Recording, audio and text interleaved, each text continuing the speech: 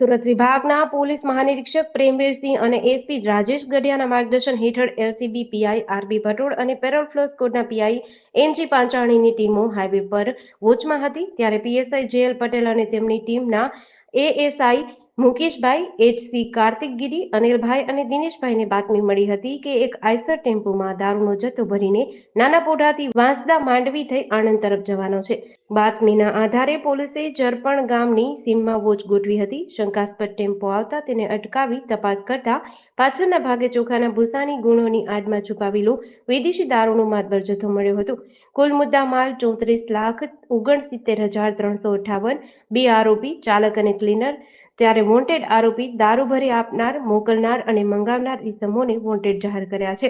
પોલીસે આ મામલે ગુનો નોંધી પકડાયેલ બંને આરોપીઓની પૂછપરછ હાથ ધરી છે. આ દારૂનો જથ્થો ક્યાંથી આવ્યો અને આણંદમાં કોને પહોંચાડવાનો હતો તે દિશામાં વધુ તપાસ તેજ કરી છે. જેડીસી ન્યૂઝ સાથે સુનિલ ગાંજાવાલા, સુરત.